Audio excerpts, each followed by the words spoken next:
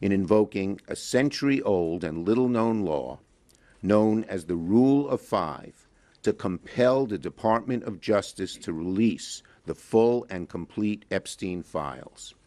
Under federal law, when any 5 senators on the Homeland Security Committee call on the executive branch must comply. Our request covers all documents, files, evidence, and other materials in possession of the DOJ, the FBI, related to the case of United States versus Jeffrey Epstein. While protecting the victims' identities can and must be of top importance, the public has a right to know who enabled, knew of, or participated in one of the most heinous sex trafficking operations in history. Let me remind everyone of what's happened in recent months. Donald Trump campaigned on releasing the Epstein files. He broke that promise. In February, FBI Director Kash Patel promised during sworn testimony in his confirmation hearing he would, quote, make sure the American public knows the full weight of what happened. Well, that has yet to happen. A.G. Bondi said in February that his supposed, quote, client list, she said, was sitting on her desk right now to review. And she said that's been a directive by President Trump. 5 months later, we have 0 answers, only more questions. What have we gotten since? Stonewall, evasion, lies. Trump was asked earlier this month if he had ever been informed whether or not he was mentioned in the Epstein files, and now we know he lied. He said no, but in fact he was told by the Attorney General in May that he was mentioned. And when the House had an opportunity to take votes on the Epstein files, Speaker Johnson skedaddled out of town, launching the Epstein recess. This is not complicated. After promising full transparency for years, every single time Trump, his administration, Republican leaders have had a chance to be transparent about the Epstein files, they've chosen to hide. The evasions, the delays, the excuses, they are not just odd, they're alarming. It begs the question, if there's nothing to hide, why all the evasiveness? Trump should stop hiding from the truth. He should stop hiding from the American people. So today, Senate Democrats took action. We're invoking federal law and using our authority as a check on the executive to compel transparency. That's why today's letter matters. It's not a stunt. It's not symbolic. It's a formal exercise of congressional power under federal law. And we expect an answer from DOJ by August the 15th. That's what accountability looks like. This is what oversight looks like. And this is what keeping your promises to the American people look like. I urge my Republican colleagues in the Senate, if you believe in transparency, if you believe Congress has a role to play in checking the executive, join us. Join us in calling for more transparency on the Epstein files. Because once there's transparency, the truth emerges. Because once we get the truth, we can have accountability, we can move forward, not just on this, but on many issues affecting the American people, protecting health care, growing the middle class, defending democracy. But none of that is possible if the public loses faith that justice only applies to some, not all. Senator Peters has taken a great lead on this issue as ranking member of the Homeland Security Committee, and I'm proud to call on him to speak. Thank you, Chuck. Well, thank you, Chuck. You know, the American people want and deserve transparency from their elected officials. On the campaign trail, President Trump promised many times to deliver that transparency by making the records in the Jeffrey Epstein case public. And now he is going back on that promise. This kind of reversal is what leads to distrust of elected officials. It also, we all know, it breeds conspiracy theories and misinformation. But the solution is very clear. Americans deserve transparency from congressional Republicans and the Trump administration.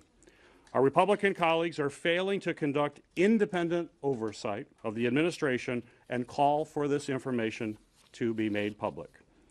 Some have even publicly said they want to provide, and this is a member of the U.S. Senate, a Republican member, who said that they wanted to provide, quote, cover. Republican senators said it. They want to provide cover to President Trump after his reversal. And that's why my Homeland Security Committee Democratic colleagues and I are pressing the Justice Department to produce files related to the Jeffrey Epstein investigation. We are using very unique statutory authority that is granted only to our committee, to Homeland Security and Government Affairs. The statute that we are invoking requires the administration to hand over documents requested by any 5 members of the Senate committee. This letter demands that the Justice Department produce documents that Attorney General Pam Bondi and FBI Director Akash Patel have publicly already confirmed they have in their possession. We all know, in fact, that the Attorney General said, quote, she said, they're sitting on her desk. It should be pretty easy to turn over documents that are sitting on the Attorney General's desk.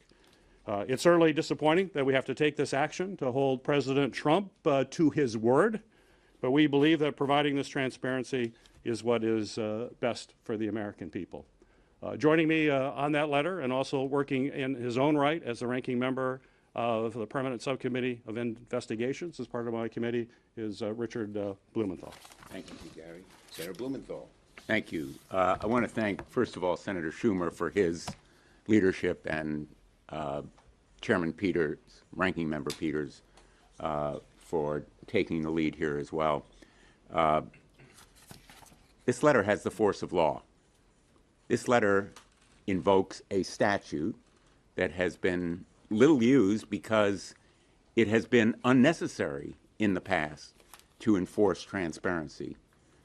It's necessary now because this administration is stonewalling and stalling and concealing. And the American people are rightly asking, what do they have to hide? What's at stake here is not just the president's promises, although they are absolutely clear when he said, quote, President Trump says he will declassify the 9/11 files, JFK files, and Epstein files, end quote. That's President Trump. What's at stake here is more than the president's promises. It's the credibility of our justice system and the question whether there was proper criminal prosecution, whether it was complete and full, whether it was accurate, and what additional facts the American people are entitled to know. What's at stake is also the victims. This crime by Jeffrey Epstein and Ghislaine Maxwell was not a victimless crime. It was not just about money laundering. It was not just about lying to the government. It was about exploiting women, in fact, girls. Girls who were mercilessly and repeatedly subject to abuse and trafficking. And that is why the American people have a right to know who else was involved, whether the system really was rigged in favor of the rich and powerful, which is what the suspicion has been on the part of a lot of the president's supporters and why they so enthusiastically greeted his promises of full disclosure. He's broken those promises. We're going to enforce the law to make him fulfill his commitments to be transparent and full in disclosure. Thank you. Thank you, Richard. We'll take questions on this subject first. Yes. Would this law compel information that's under grand jury seal by the courts to be released to the committee? And are there other things that could be redacted, law enforcement? Yeah, look, there can be redactions, and we're not going to break. Whoa, are you okay? We're not going to force any agreements that have been broken, but we believe almost everything can come out, barring any. Well, that'll have to be litigated. Yes.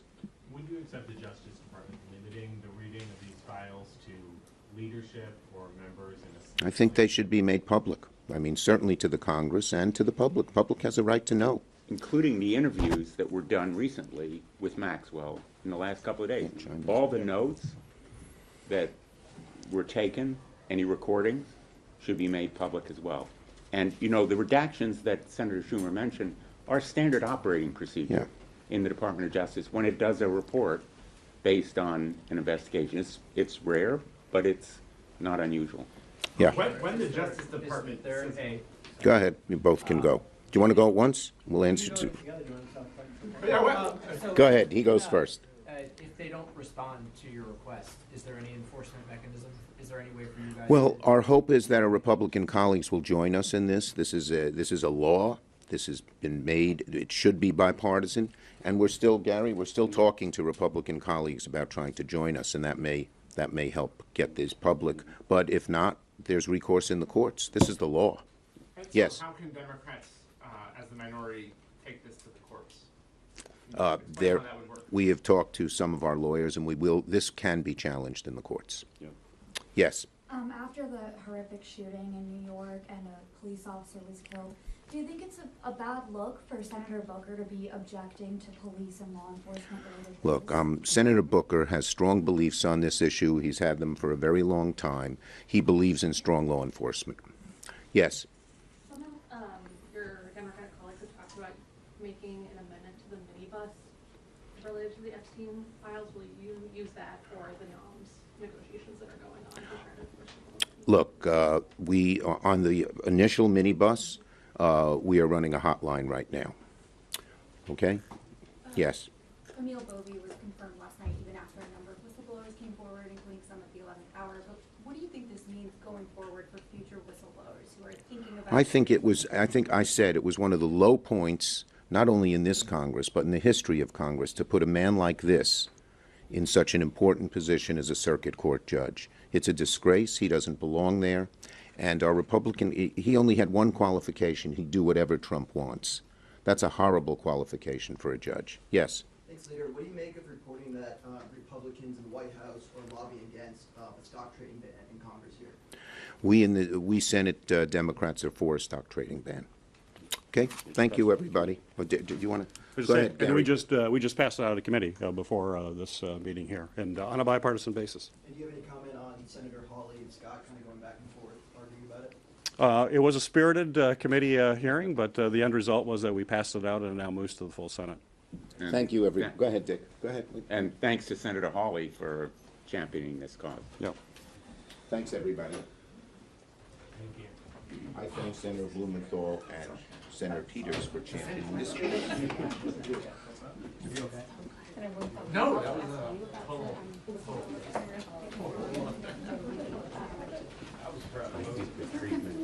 was just looking for hands.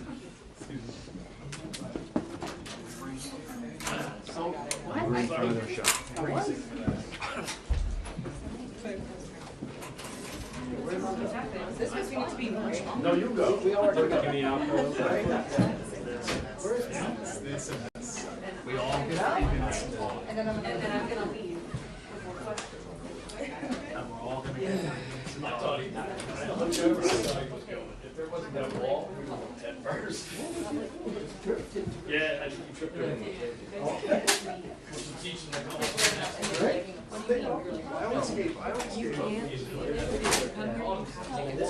You're like, okay, can we have like a three of them? It's like, why are you negotiating? Great job, everybody. You guys crushed it. We got many phone calls saying you guys all did a great job. We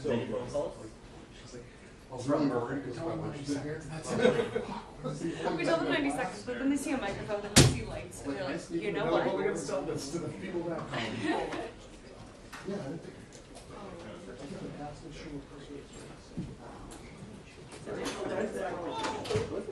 Yeah, I'm saying 45 minutes, all right. How many speakers were there? Three. Oh, wow.